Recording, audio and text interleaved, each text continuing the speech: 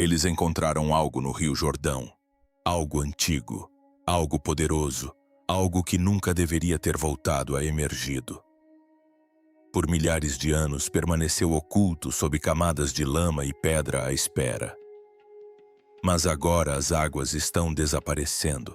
O rio que outrora fluía pelo coração das Escrituras baixou quase 90% do seu nível, expondo o que deveria ter permanecido submerso. Águas que se tornaram vermelho sangue, sons vindos de debaixo da terra que nenhum cientista consegue explicar. A Bíblia nos diz que o Jordão sempre foi um lugar onde o céu encontra a terra, onde Deus age, onde a história muda, onde as travessias começam. Jesus disse: quando virem todas essas coisas, saibam que está próximo. Será que Deus está tentando nos despertar? Estaremos testemunhando um sinal sobrenatural em tempo real. O Rio Jordão não é um rio qualquer. Ele flui pelo coração da história bíblica desde as encostas do Monte Hermon ao norte, até o Mar da Galileia, desaguando finalmente no Mar Morto. Este rio testemunhou coisas que nenhuma outra massa de água jamais viu. Ele se dividiu para Josué e os israelitas quando atravessaram para a terra prometida. O profeta Elias tocou-lhe com a sua capa e atravessou-a em terra seca. Naamã, o leproso, mergulhou 7 vezes nas suas águas e foi curado. E mais importante ainda, foi aqui que João Batista batizou o próprio Jesus Cristo. O Rio Jordão é terra sagrada. Durante séculos, peregrinos vieram não apenas para ver, mas para sentir, para estar onde milagres aconteceram e para lembrar que o que ali ocorreu nunca foi algo comum. Mas algo mudou. O rio que antes corria forte e profundo está desaparecendo. Ano após ano, o nível da água baixa. Leitos de rios que antes estavam submersos agora estão rachados e secos. Ou trechos que antes exigiam barcos para atravessar agora podem ser percorridos a pé. Os cientistas culpam as mudanças climáticas. Eles apontam para o uso excessivo e a seca. Oferecem explicações baseadas na lógica e em dados, mas o que eles não conseguem explicar é o que o recuo das águas revelou. Estruturas antigas emergindo da lama, artefatos que antecedem civilizações conhecidas, sons que ecoam das profundezas sem fonte identificável. E isso é só o começo. Moradores que vivem perto do rio relataram ocorrências estranhas. Luzes piscando sobre a água à noite. Vibrações sacudindo o chão sem nenhum terremoto. Uma sensação de peso no ar. Uma sensação de que algo está se agitando, algo antigo, algo poderoso. Alguns chegaram a se ajoelhar em oração. Outros fugiram com medo. A comunidade científica mobilizou-se para investigar. Equipes de arqueólogos e pesquisadores chegaram à região. Esperavam encontrar relíquias históricas, cerâmica, talvez ferramentas antigas. O que encontraram, porém, desafiou tudo o que pensavam saber. O Rio Jordão está falando. Após milhares de anos de silêncio, ele está revelando segredos que nunca deveriam ter vindo à tona, segredos que ecoam as próprias advertências escritas há muito tempo nas Escrituras, apontando para momentos que a Bíblia diz que ocorreriam antes do retorno de Jesus Cristo. Seria isso coincidência ou algo muito mais significativo estaria acontecendo? As descobertas que você está prestes a ver não foram amplamente divulgadas. A narrativa dominante permanece em silêncio, mas aqueles que conhecem a palavra, aqueles que reconhecem os padrões, estão começando a entender. Porque Deus muitas vezes revela a verdade removendo o que antes a encobria. Quando as águas recuam, o que está oculto em nossas vidas também é exposto. Este é um chamado à purificação antes de atravessarmos para a próxima estação. Os sinais estão aqui e esta descoberta é diferente de tudo o que já foi registrado pela ciência moderna. O que começou sob o Rio Jordão agora capturou a atenção do mundo inteiro e se conecta diretamente a uma das passagens mais misteriosas de todas as Escrituras. Tudo começou com um som baixo, profundo e impossível de ignorar.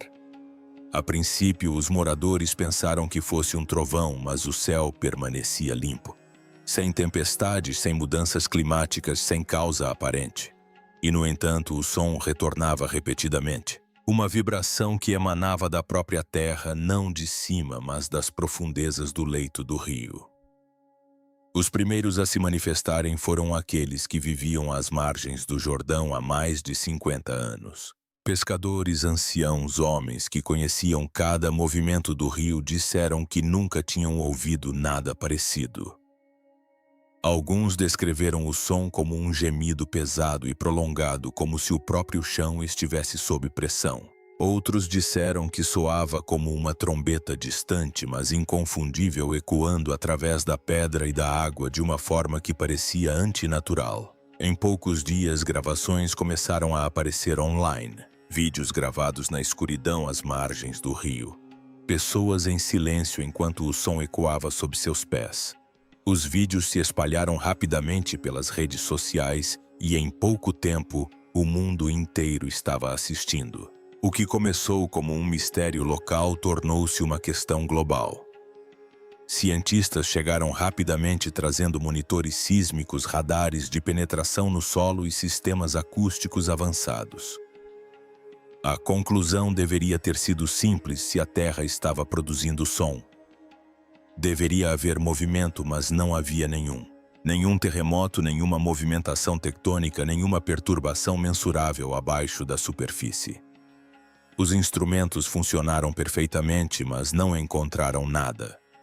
Um pesquisador admitiu em particular que em décadas de estudo jamais havia se deparado com um fenômeno como esse. E é aí que a explicação muda, porque esses eventos podem parecer naturais, mas se recusam a se comportar naturalmente. E quando a natureza deixa de seguir suas próprias regras, as Escrituras começam a falar. Em Romanos 8:22 está escrito que toda a criação geme como em dores de parto. Gemendo, a mesma palavra usada pelas testemunhas para descrever os sons debaixo do rio Jordão. Será que a própria terra está clamando?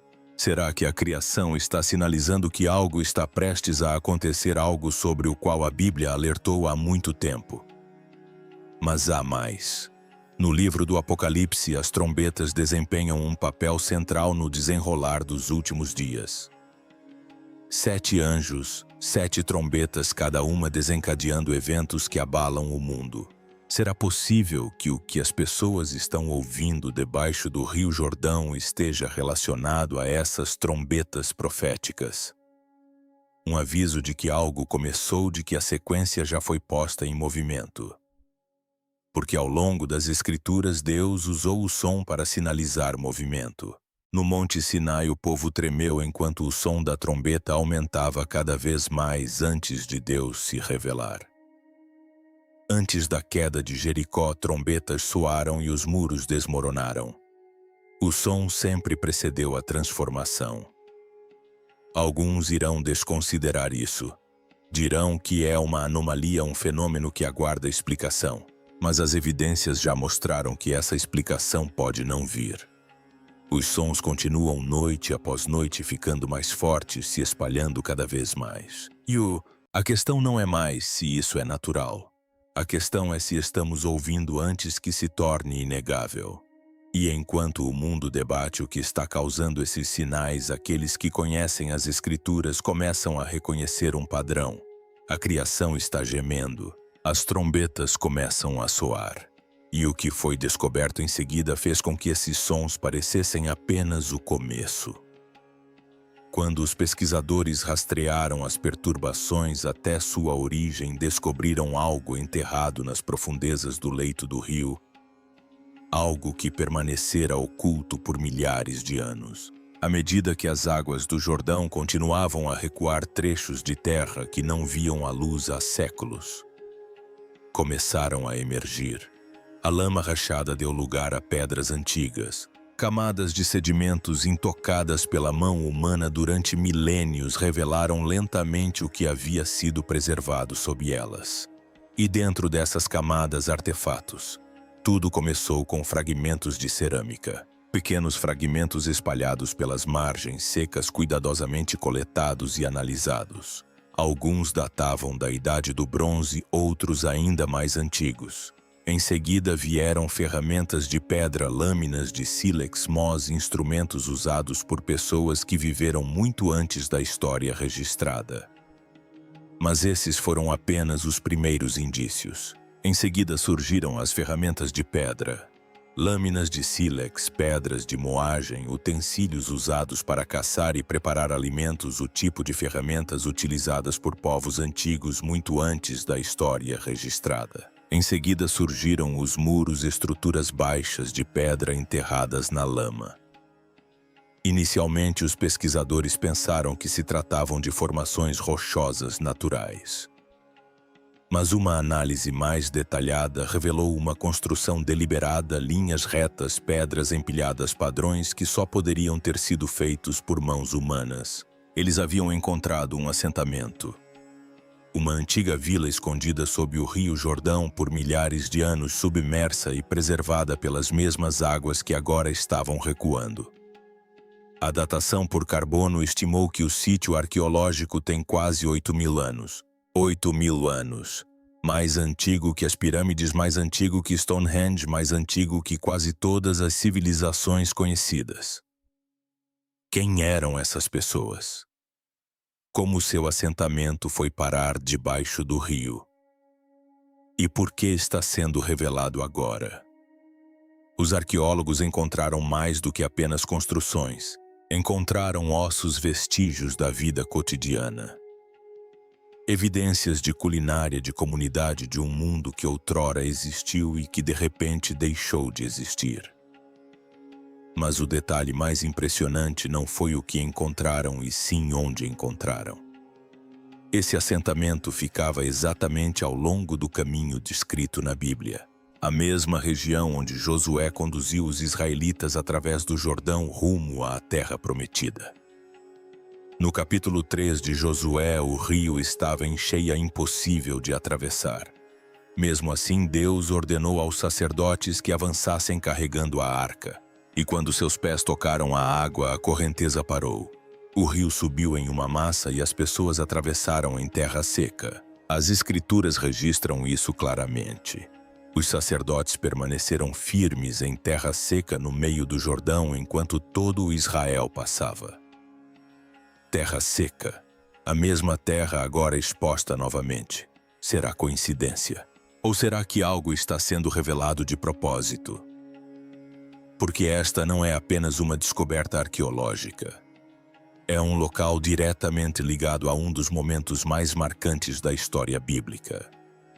Um momento em que o que parecia impossível se tornou realidade não pelo esforço humano, mas pela intervenção divina. As evidências não são mais abstratas. São físicas tangíveis alinhadas a um registro preservado por milhares de anos e que impõem uma constatação difícil de ignorar.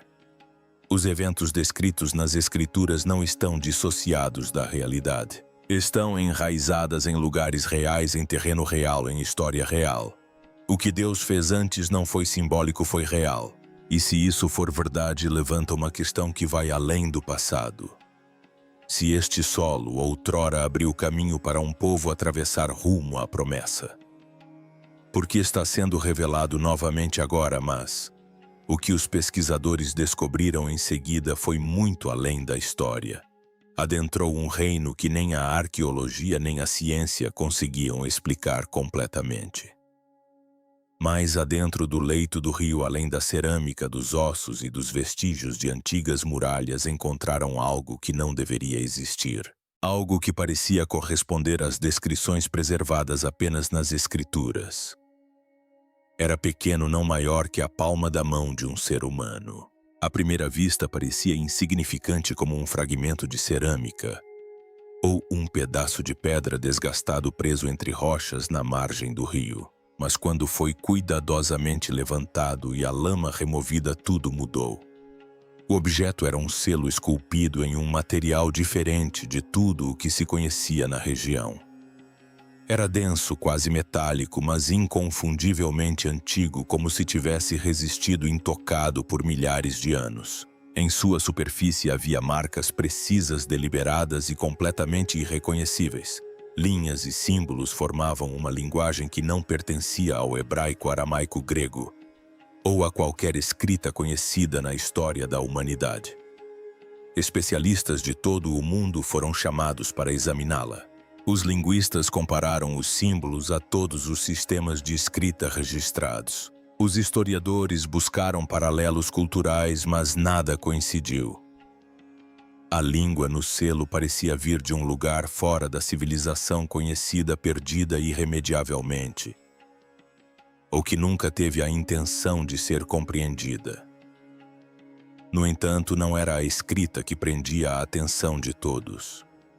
No centro do selo havia uma imagem, uma figura com 6 asas esculpida com detalhes notáveis apesar de seu tamanho. A figura permanecia ereta, poderosa, com uma presença que parecia intencional. Sob seus pés, uma serpente jazia enroscada, subjugada, como se já estivesse derrotada. 6 asas. Só esse detalhe já mudava tudo, porque em Isaías capítulo 6, as Escrituras descrevem seres celestiais, serafins em pé na presença de Deus. Cada um tinha 6 asas, com 2 cobriam o rosto, com 2 cobriam os pés e com 2 voavam. A imagem no selo não se assemelhava à mitologia ou à imaginação artística. A descrição coincidia com uma precisão perturbadora. E então surgiu outra conexão. Em Apocalipse 20, fala-se de um anjo que desce do céu com autoridade, agarra o dragão, a antiga serpente, que é o diabo, e o prende. Não em luta, mas com certeza. Não como uma possibilidade futura, mas como um ato de domínio já estabelecido. Agora observe a imagem novamente. Um ser de 6 asas, uma serpente sob seus pés que não se levanta, não oferece resistência, já está sob controle. Então, o que exatamente era esse selo? Historiadores sugeriram que ele poderia ter pertencido a um grupo religioso desconhecido, talvez um encarregado de guardar conhecimento sagrado. Outros acreditavam que poderia ser simbólico, representando crenças antigas sobre a autoridade espiritual. Mas essa explicação não justifica completamente o que foi encontrado, porque isto não é apenas um artefato. É uma mensagem esculpida em pedra, uma mensagem que se alinha demasiadamente com as Escrituras para ser ignorada. Um lembrete de que aquilo que parece poderoso no mundo já está sujeito a uma autoridade superior, que a luta entre a luz e as trevas não está em aberto. E essa foi apenas a terceira descoberta. O que veio a seguir deixou até os pesquisadores mais céticos perplexos. Mas antes de prosseguirmos, pare um instante. Se o que você está ouvindo está abrindo seus olhos, certifique-se de que esta mensagem chegue a outras pessoas. Deixe um comentário e compartilhe suas ideias. Seriam coincidências ou algo mais? E envie isso para alguém que precise ouvir. Alguém que esteja buscando respostas em um momento como este. Porque o que vem a seguir muda tudo. As descobertas tomam um rumo para o qual ninguém estava preparado. Vamos continuar. A poucos quilômetros rio abaixo de onde o selo foi descoberto, o rio revelou algo muito mais perturbador. A água havia recuado de uma ampla curva do Jordão, expondo um trecho do leito do rio que não via a luz do sol há milênios. Rachaduras se espalham pela lama seca como veias e dentro dessas fraturas ossos. A princípio, a equipe geológica presumiu ter descoberto um antigo cemitério de animais, talvez gado ou criaturas selvagens perdidas em uma enchente há muito esquecida. Mas à medida que a escavação começou, ficou claro que não se tratava de uma descoberta comum. O esqueleto era enorme, muito maior do que qualquer animal conhecido nativo da região. Os ossos eram grossos e densos, fossilizados em pedra ao longo de milhares de anos. Camada por camada, mais da estrutura emergiu uma coluna vertebral revestida de cristas irregulares, membros alongados e retorcidos em ângulos anormais e um crânio repleto de fileiras de dentes que não correspondiam a nenhuma espécie conhecida no registro fóssil. Quando totalmente descoberta, a criatura media quase 4 metros de comprimento. Seu crânio sozinho era maior que o torso de um homem. Protuberâncias ósseas se estendiam de sua cabeça, assemelhando-se a chifres ou a algum tipo de armadura natural. Os cientistas ficaram sem respostas. A criatura não se encaixava em nenhuma categoria reconhecida. Não era um dinossauro, nem um mamífero pré-histórico e nada documentado pela ciência moderna. Alguns propuseram que poderia ser uma mutação rara, uma espécie desconhecida de uma era distante. Outros sugeriram que poderia representar algo totalmente novo. Mas discretamente, entre alguns pesquisadores, outra possibilidade começou a surgir. Uma possibilidade não fundamentada na ciência, mas nas Escrituras. O capítulo 6 de Gênesis descreve um tempo anterior ao dilúvio, quando a terra estava corrompida. Fala de um mundo onde as fronteiras foram cruzadas, onde os filhos de Deus tomaram as filhas dos homens. E sua descendência se tornou os Nefilim, seres de origem antinatural. E então vem a frase que define aquele momento. Toda a carne havia corrompido seu caminho sobre a terra. Não apenas a humanidade, mas todos os seres vivos haviam sido alterados, distorcidos para além de seu propósito original. A resposta foi decisiva. Deus enviou o dilúvio não como destruição aleatória, mas como uma restauração para purificar o que se tornara irreconhecível. Quando a humanidade se desvia do plano de Deus, a corrupção a segue. A história de Noé nos lembra que Deus não ignora a distorção para sempre. Ele intervém para restaurar a ordem. E agora, à medida que o Rio Jordão recua, o que estava enterrado está sendo revelado. De pé naquele leito seco do rio, olhando para uma criatura que não deveria existir, a conexão torna-se difícil de ignorar. Seria isso uma prova dessa corrupção? Um resquício de um mundo que foi apagado. A comunidade científica rejeitou a ideia imediatamente, exigindo evidências que pudessem ser medidas e explicadas. Mas havia um detalhe que eles não conseguiam explicar. Os ossos não estavam espalhados como estariam em uma morte natural. Estavam dispostos, posicionados deliberadamente, como se a criatura tivesse sido enterrada intencionalmente. Algo a havia colocado ali. Algo o havia ocultado. Não apenas fragmentos da história, mas pedaços de uma realidade que não se encaixa na compreensão moderna. E essa criatura não era a única. Novas escavações revelaram mais ossos, mais restos mortais, mais evidências de criaturas que desafiavam qualquer explicação, ecos de um mundo que outrora existiu antes da queda do juízo. E as palavras de Jesus começam a ganhar novo peso. Assim como foi nos dias de Noé, assim será também na vinda do Filho do Homem. Não se trata de uma metáfora, mas de um padrão, um aviso, um espelho que reflete o nosso tempo. Estaremos nós vivendo aquele mesmo momento novamente. Estaremos assistindo a mesma sequência se desenrolar pouco antes de algo irreversível começar. O que aconteceu em seguida tornou essa pergunta impossível de ignorar. Aconteceu sem aviso prévio. Certa manhã, o Rio Jordão estava como sempre estivera, turvo de correnteza lenta familiar. À tarde tudo mudou. A água ficou vermelha. Não um tom fraco, não uma descoloração passageira, mas um carmesim profundo e intenso. A cor do sangue se espalhando pelo rio, estendendo-se por quilômetros em ambas as direções. Quem viu primeiro presumiu o pior. Um vazamento industrial, uma contaminação oculta, algo explicável. Mas todos os testes deram negativo. Sem produtos químicos, sem toxinas, sem causa biológica. Nada. Os cientistas buscaram respostas apontando para fenômenos raros como a maré vermelha. Mas até essa explicação desmoronou sob análise rigorosa. A maré vermelha não se comporta assim. Não em um rio não tão rápido, não sem deixar vestígios. A água havia mudado e ninguém conseguia explicar o porquê. Em poucas horas as imagens se espalharam pelo mundo.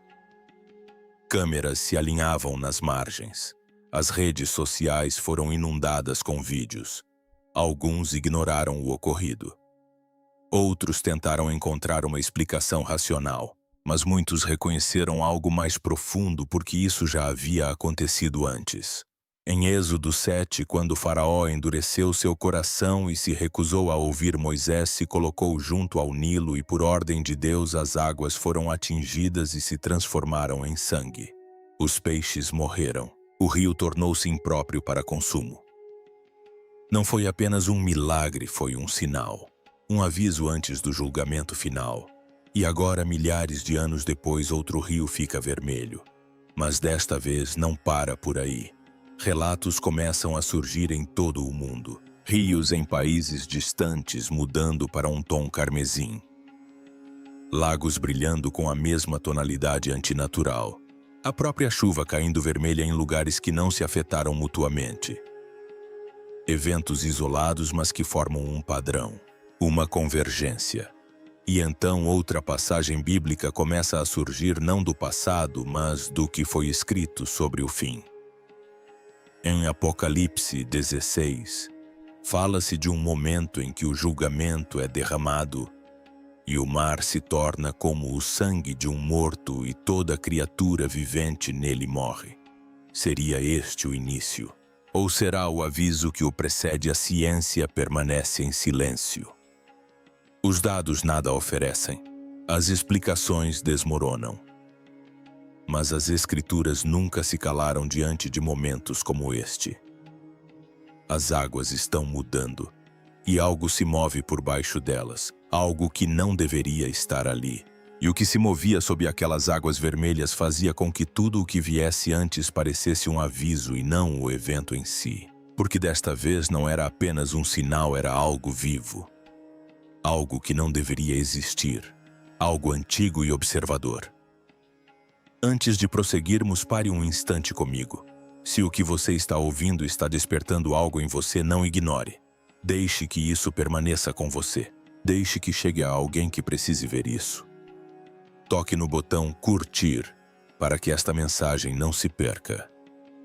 Compartilhe com alguém em quem você confia, um amigo, sua família, alguém que ainda acredita que existe mais neste mundo do que nos contam. E me digam nos comentários de onde vocês estão assistindo, porque o que está acontecendo aqui não fica parado no mesmo lugar. Porque o que vem a seguir não é apenas mais uma descoberta. Muda tudo. Algo vivo foi encontrado no Rio Jordão. Algo impossível. Algo que deixou os cientistas inquietos e os teólogos buscando respostas nas Escrituras. Os pescadores foram os primeiros a ver. Homens que trabalharam nessas águas por décadas. Homens que conheciam cada corrente, cada sombra sob a superfície. Eles tinham visto tempestades surgirem e águas baixarem, mas nada como isto. Surgiu logo após o pôr do sol. O rio começou a agitar-se com ondas a propagarem-se em círculos violentos. A princípio pensaram que fossem detritos, algo trazido de baixo, mas então moveu-se com intenção. Uma longa forma serpentina emergiu da água tingida de vermelho. Seu corpo coberto por grossas escamas que captavam a última luz do dia. E então vieram os olhos brilhantes fixos observando. Não vagando observando. Os homens não esperaram. Eles fugiram com os motores roncando, deixando redes para trás como se o próprio instinto os alertasse para correr. Sua história foi descartada a princípio. Cansaço, imaginação, medo na escuridão. Mas então chegaram mais relatos. Viajantes ao longo das margens do rio descreveram algo se movendo sob a superfície grande demais. Rápido demais, com movimentos deliberados demais. Alguns disseram que tinha o comprimento de 3 carros. Outros afirmaram que se movia com membros ou barbatanas que se dobravam contra o corpo enquanto desaparecia. Então vieram as imagens borradas, distantes, pouco nítidas, mas suficientes para perturbar qualquer um que as visse. Pesquisadores foram enviados. Varreduras de sonar detectaram uma presença enorme se movendo pelos canais mais profundos do rio. As leituras térmicas revelaram algo ainda mais perturbador. Essa criatura emitia calor muito além do que um réptil de sangue frio deveria produzir.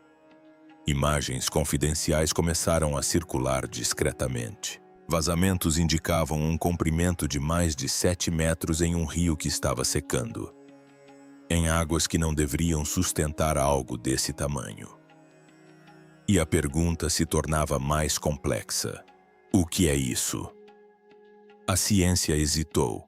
Os dados não conseguiam classificá-lo.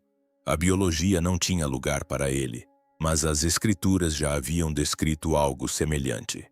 Em Jó 41 fala-se de uma criatura não como um mito, mas como algo além do controle humano. Um ser com escamas como escudos, olhos que brilham com uma luz sobrenatural. Uma presença que faz as profundezas ferverem. Uma criatura sem medo, Leviatã, não um símbolo do caos, mas algo tão real que só Deus poderia confrontá-lo.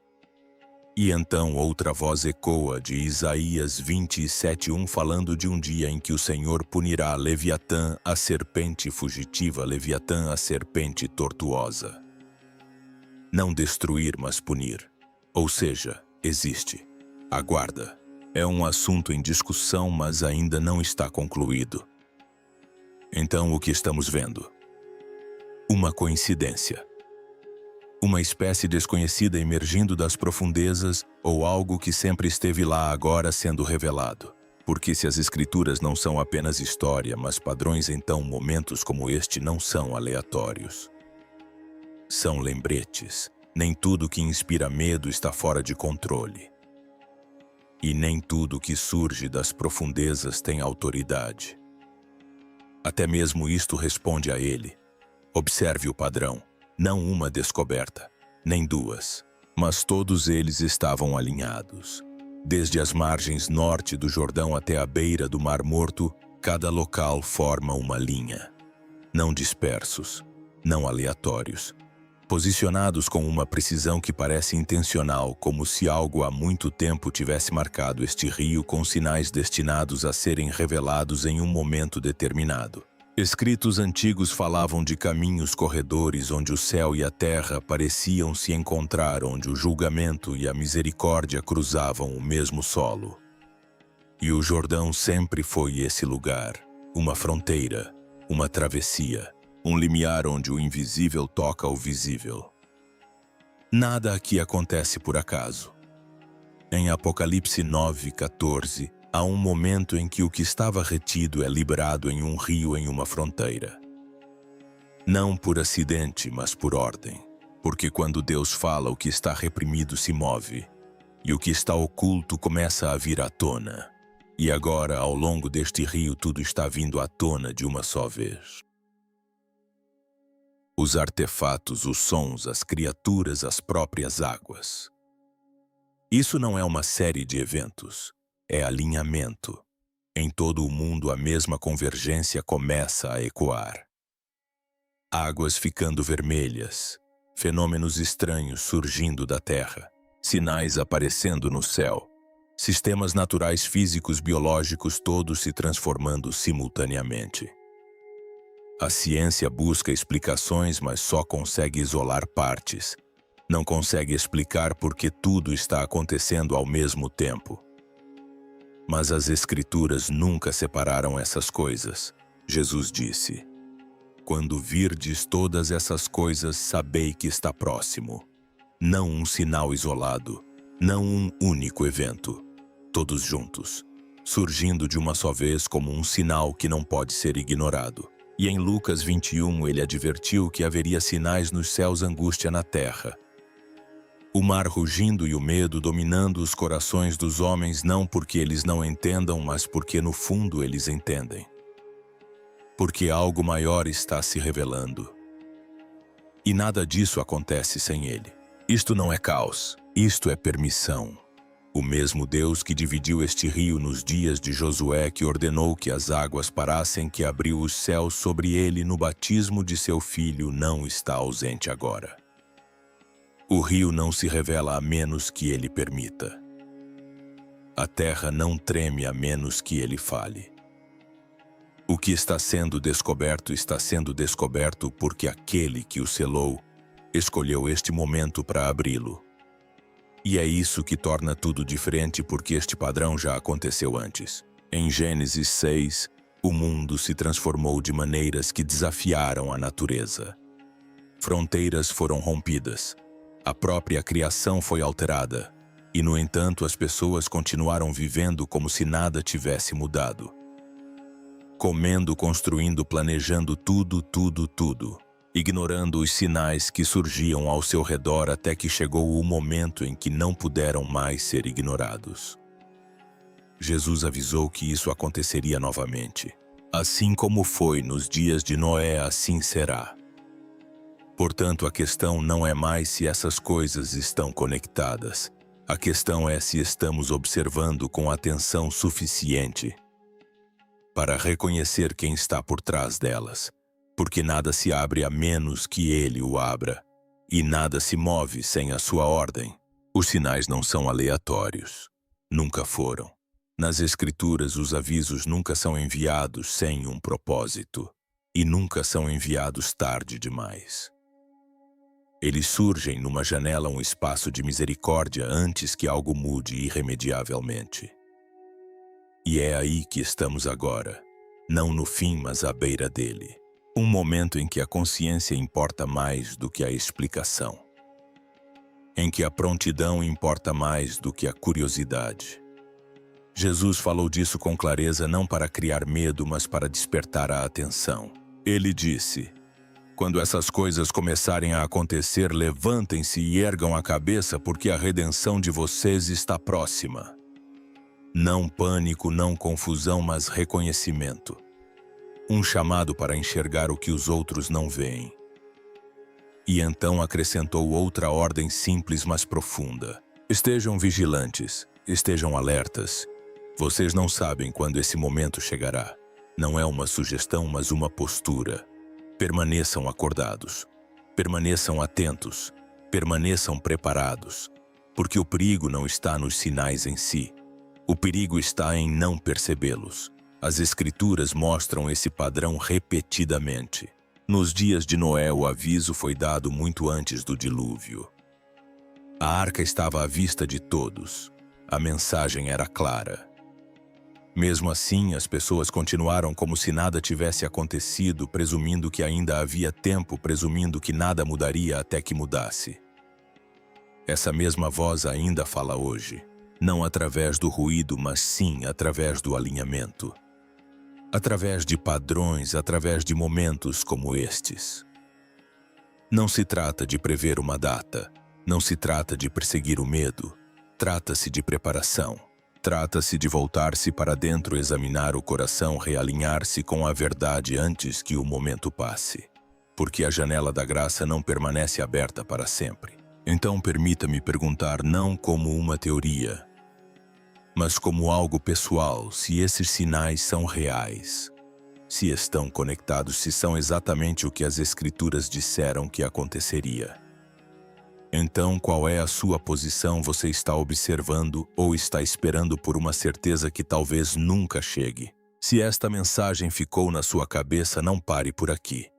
Compartilhe com alguém que precisa ouvi-la.